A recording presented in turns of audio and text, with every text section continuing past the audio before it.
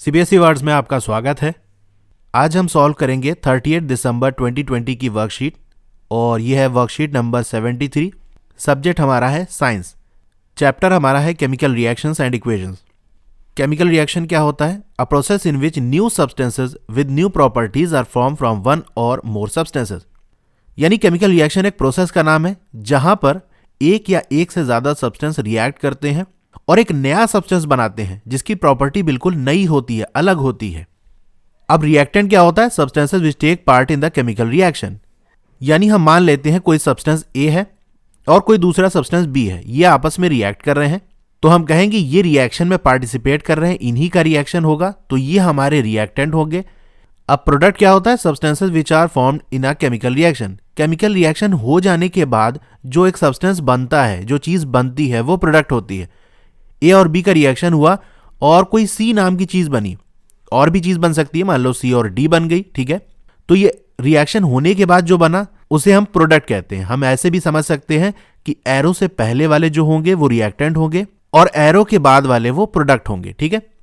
Example की बात करें केमिकल रिएक्शन, कुछ एग्जाम्पल: डाइजेशन ऑफ फूड, खाने का हजम होना। रेस्पिरेशन, रेस्पिरेशन क्या होता है?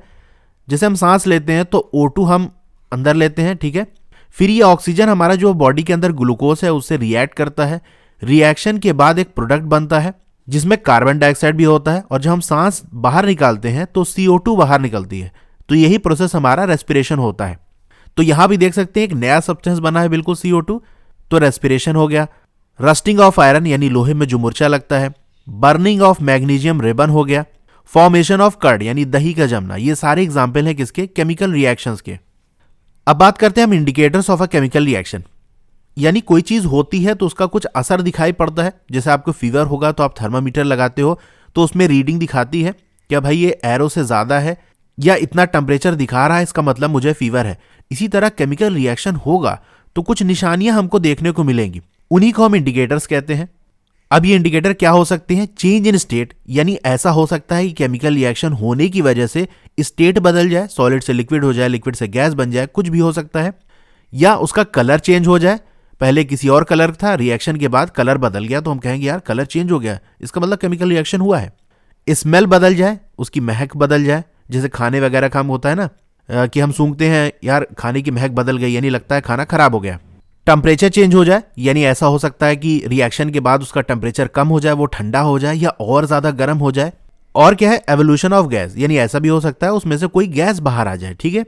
तो ये सारी निशानी है किस चीज की? केमिकल रिएक्शन की।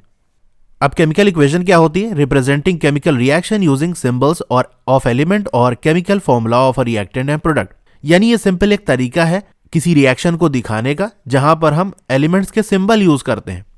जैसे कोई रिएक्शन हुई और हमने बताया कि भाई क्या हुआ है? Magnesium is burn in air to form magnesium oxide, ठीक है। ये तो एक स्टेटमेंट हो गया, ये एक बात हो गई। अब मैग्नीशियम का हमने Mg ले लिया और जो चीज रिएक्ट हो रही है हम सब में प्लस लगा लगा के जो भी रिएक्टेंट है वो सब लिखते जाएंगे, ठीक है। तो यहां एयर प्रेजेंट है तो प्लस लगा के हमने, एयर में क्या होता है? ऑक्सीजन होता है, तो ऑक्सीजन लिख दिया, ठीक है। इसी तरह क्या बना? मैग्नीशियम ऑक्साइड, तो हमने पूरे नाम की जगह उसका सिंबल लिख दिया। मैग्नीशियम ऑक्साइड का सिंबल होता है MgO। तो ये जो पूरा है इसी को हम कहेंगे केमिकल इक्वेशन है। बैलेंसिंग ऑफ केमिकल इक्वेशन, ये क्या है? Try to equalize all the atoms of the element on reactant and product side by adding coefficient in front of them. यानी जैसे यही वाली इक्वेशन जो हमको एग्जाम्पल में दी है, ऐसे हमने लिख दिया Fe प्लस H2O, रिएक्ट करके क्या बनना है? Fe3O4 प्लस H2, ठीक है। अब ये बैलेंस नहीं है, देखो यहां पर इस साइड में एक ही आयरन है और यहां पर आयरन के 3 एटम है, तो ऐसा कैसे हो सकता है? भैया यहां पर तो एक था, 2 एटम कहां गया? तो इसीलिए हम बैलेंस करते हैं कि दोनों साइड जो एटम है अलग अलग एलिमेंट्स के वो बराबर होने चाहिए। तो हम क्या करेंगे? उन एलिमेंट्स के पीछे कोफिशिएंट लगा देंगे। जैसे Fe है तो हम यहां 3 लगा दिए, तो अब यहां 3 हो गया Fe। अब ऑक्सीजन देखो, रिएक्टेंट साइड में यहां तो भैया एक ही तो है और यहां 4 है, तो इसीलिए हम यहां पर 4 लगा देंगे। अब 4 लगाने की वजह से हाइड्रोजन 8 हो गया, क्योंकि 2 पहले से था और 8 पीछे, 4 2 8 हो गया। यहां पर 2 ही है इसीलिए हम यहां भी 4 लगा देंगे। तो यही पूरा प्रोसेस होता है, इसे हम बैलेंसिंग कहते हैं, ठीक है। अब आप गिन लो, दोनों साइड रिएक्टेंट और प्रोडक्ट साइड, दोनों साइड सारे एलिमेंट्स के एटम बराबर है। Do not try to change their chemical formula. उसके केमिकल फॉर्मूला को आपको चेंज नहीं करना है। इसको मैं एक स्टोरी समझाता हूं। अब देखो ये कुछ सी सॉ टाइप का है। अब ये बंदा है, वैसे तो चींटे जैसा लग रहा है लेकिन बंदा मान लो, इसका वजन है 20 किलो, ठीक है, 20 kg, और ये मोटे वाले का है 50 किलो। अब बताओ ये इधर ही झुका रहेगा, ठीक है, क्योंकि वजन इधर ज्यादा है। हम चाहते हैं कि ये बिल्कुल बैलेंस हो जाए, ऐसे बराबर ये बैलेंस हो जाए। तो हमें क्या करना पड़ेगा, हम कहेंगे भैया इधर साइड और बंदे ले आओ। लो जी, एक बंदा और ले आ दिया, ये भी 20 किलो का है, टोटल 40 किलो अभी भी नहीं है। अब एक और बंदा अगर हम ले आएंगे इस तरह से, तो ये हमारा 20 किलो इधर हो गया। अब टोटल यहां 60 kg हो गया और इधर 50 kg। अब क्या हो जाएगा, ये इस तरफ नीचे झुक जाएगा। हमको तो बैलेंस कर रहा था। तो आप कहोगे एक तरीका ये है कि इस बंदे के 2 टुकड़े करो और आधा लाके इन लोगों के साथ रख दो। तो भाई ये कोई गाजर मूली नहीं है, ये इंसान है, आएगा तो पूरा आएगा और नहीं आएगा तो नहीं आएगा। उसके 2 टुकड़े हम नहीं कर सकते कि आधा हमने ला दिया कि टोटल वो 20 किलो का है, आधा बंदा वो 10 किलो का होगा। तो सिंपल सी बात है, आएगा तो पूरा आएगा। तो अब हमको क्या करना पड़ेगा, अब इधर झुकने लगा तो इधर एक बंदा लाएंगे। अब ये वाला अपने ही जैसा लाएगा, ठीक है, तो ये एक और 50 किलो के लिए आ दिया। अब यहां टोटल कितना हो गया, 100 kg। तो हमको यहां और बंदे लाने पड़ेंगे, कितने, 2 और लाओ, 1 और ये 2, तो ये 20 और ये 20। अब देख लो टोटल कितने हो गए, 20-20 किलो के 5 लोग, टोटल 100 हो गया। अब ये आकर यहां बैलेंस हो जाएगा, ठीक है, कुछ इस तरह से ये बैलेंस हो जाएंगे, क्योंकि ये सब का मिलाकर 100 हो जाएगा और ये दोनों लोग का 50-50 ये 100 हो जाएगा, ठीक है। तो हमने यहां क्या किया, हमने ऐसे नहीं किया कि एक टुकड़ा लाकर यहां जोड़ दिया। अब जरा इसको समझो कि मैं क्या समझाने की कोशिश कर रहा था। जैसे लिखा हुआ है आपका H2 + O2, हाइड्रोजन ऑक्सीजन मिले और क्या बना, H2O यानी वाटर बना। अब इधर 2 हाइड्रोजन है, 2 हाइड्रोजन, ठीक है, ऑक्सीजन 2 है लेकिन ऑक्सीजन 1 है। तो हम ऐसा नहीं करेंगे यहां पर 2 लगा दें, इसी को कहते हैं फॉर्मूला चेंज कर देना, केमिकल फॉर्मूले में चेंज करना। तो भैया हम केमिकल फॉर्मूला नहीं चेंज कर सकते, क्योंकि H2O का मतलब ये है कि ऑक्सीजन है, इससे 2 हाइड्रोजन इस तरह से जुड़े हुए हैं। अब यहां पर कोई अलग से एक ऑक्सीजन नहीं लगा सकते, ये H2O2 हो जाएगा। तो हम बैलेंस करने के लिए क्या करेंगे, ये 2 ना लगा के इसके पीछे 2 लगाएंगे। अब 2H2O का मतलब ये है कि हमने 2 H2O के मॉलिक्यूल ले लिए, ठीक है, H2O और H2O, इसीलिए 2H2O लगा दिए, ठीक है। यहां 2 लगाया, अब हाइड्रोजन 4 हो गया, तो यहां पर भी 2 लगा दिए, यानी हमने 1 हाइड्रोजन के मॉलिक्यूल लिया था, अब 2 ले लिए हम बैलेंस करने के लिए। इसको मैंने चैप्टर पढ़ाया था तो बहुत डिटेल में समझाया था, यहां मैं शॉर्ट में समझा रहा हूं, ठीक है। ठीक है, तो आप समझ गए होंगे कि इसका क्या मतलब है कि केमिकल फॉर्मूला हमको चेंज नहीं करना, बल्कि उसके पीछे कोफिशिएंट लगाते जाना है, ठीक है। जैसे हमने 3 लगा दिया, ऐसा नहीं किया कि हमने यहां Fe की जगह यहां 3 लगा दिया, तब तो गलत हो जाता। हम सिर्फ कोफिशिएंट वहां लगा सकते हैं पीछे, ठीक है। अब चलिए हम इससे रिलेटेड क्वेश्चन कर लेते हैं। पहला क्वेश्चन है आइडेंटिफाई द केमिकल चेंज। इसमें बताना है कि किसमें केमिकल चेंज हो रहा है, मेल्टिंग ऑफ आइस और conversion of milk into curd, यानी बर्फ का पिघलना ये केमिकल चेंज है, या मिल्क से यानी दूध से दही का बनना ये केमिकल चेंज है। तो मेल्टिंग ऑफ आइस में केमिकल चेंज नहीं होगा, ऐसा इसलिए कि यहां पर सिंपल आइस थी, वो वाटर में कन्वर्ट हो गई, कोई नया चीज नहीं बनी उसमें। और जनरली जैसा कि आपने पढ़ा होगा कि जो केमिकल चेंज है वो इरिवर्सिबल है, यानी वापस नहीं जा सकते। जैसा कि आपका मिल्क के केस में देखें, आपने मिल्क से कर्ड बना दिया, लेकिन कर्ड से आप यानी दही से वापस आप दूध नहीं बना सकते। तो यही आपका केमिकल चेंज होगा। आइस से हम वाटर बना सकते हैं, वाटर से फिर आइस बना सकते हैं, कोई नई चीज नहीं है ये। वहीं मिल्क एक अलग चीज है और एक कर्ड एक अलग चीज है, ठीक है। सेकंड क्वेश्चन है write down the balance chemical equation for each of the following. अब इसमें कई पार्ट हैं और एक बैलेंस केमिकल इक्वेशन आपको लिखना है, यानी केमिकल इक्वेशन लिख के उसे बैलेंस करना है। पहला क्वेश्चन है silver chloride is decompose in the presence of sunlight to give silver and chlorine gas. तो ये आपका रिएक्शन होगा। सिल्वर क्लोराइड बोले तो AgCl और एरो पे ऐसे आप सनलाइट दिखा दोगे। प्रोडक्ट आपका क्या बनना है, सिल्वर जिसका सिंबल होता है Ag, और आपका क्लोरीन गैस जिसे हम Cl2 से डिनोट करते हैं। अब इसे आप बैलेंस कर दोगे तो यहां 2 लगाना पड़ेगा, यहां 2 लगाना पड़ेगा। कैसे बैलेंसिंग करते हैं उसके लिए एक अच्छी सी ट्रिक है, उसकी वीडियो मैंने बनाई है, उसको देखना हो तो जैसे आपका ये मोबाइल है और ऊपर यहां आपकी ऐसे वीडियो चल रही है, तो यहां पर देखोगे राइट साइड कॉर्नर में एक ट्रायंगल जैसा बना होगा, उस पर क्लिक करोगे तो आपके सामने डिस्क्रिप्शन नीचे खुल जाएगा, उसमें एक वीडियो होगी, यानी वीडियो का लिंक दे दूंगा, बैलेंसिंग ट्रिक करके उसके आगे ब्लू कलर से लिखा होगा, उस पर क्लिक करोगे तो उस वीडियो पहुंच जाओगे।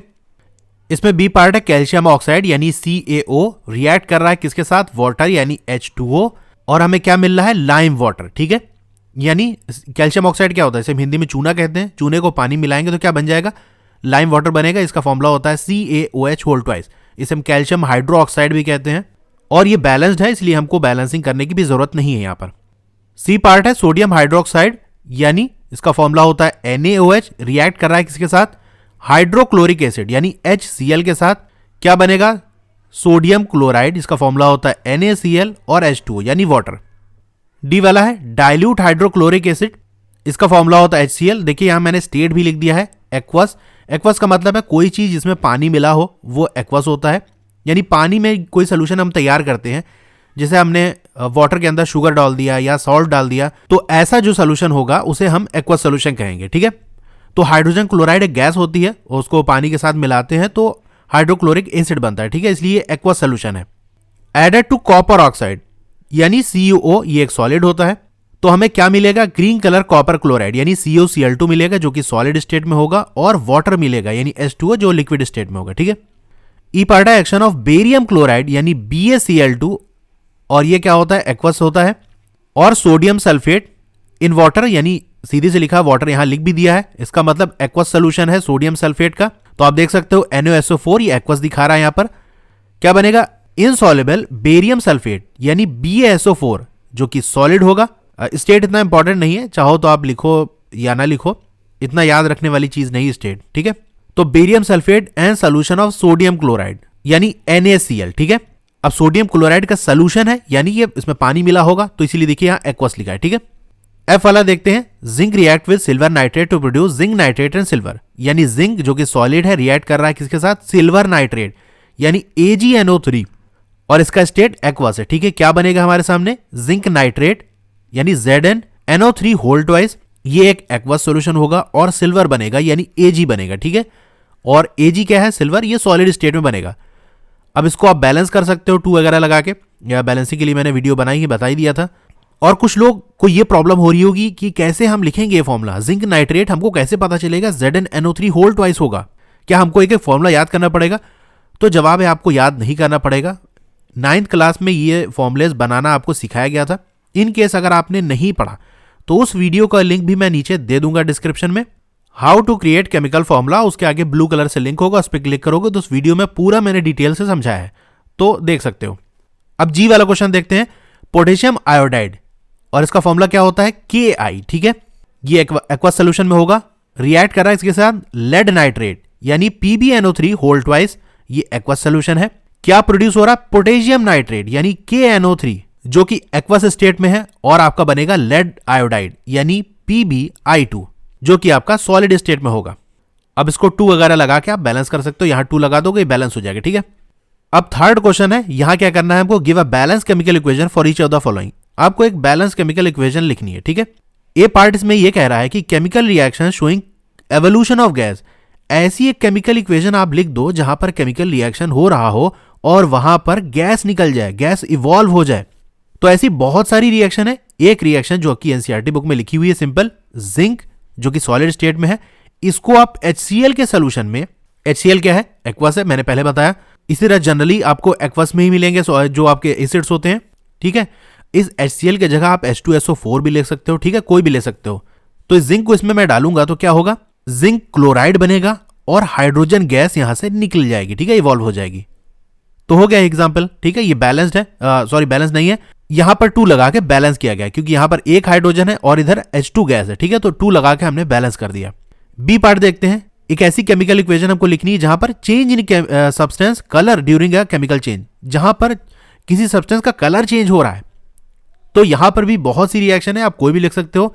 मैं यहां पर एक तो लिखता हूं, आपका फेरस सल्फेट है, इसको जब आप हीट करते हो, ठीक है, देखो यहां एरो पे हीट भी मैंने दिखा दिया, इसे आप डेल्टा भी ऐसे लगा सकते हो, ठीक है, ऐसे डेल्टा का सिंबल होता है, ठीक है, एरो के ऊपर आप ऐसे डेल्टा भी बना सकते हो या हीट लिख दो।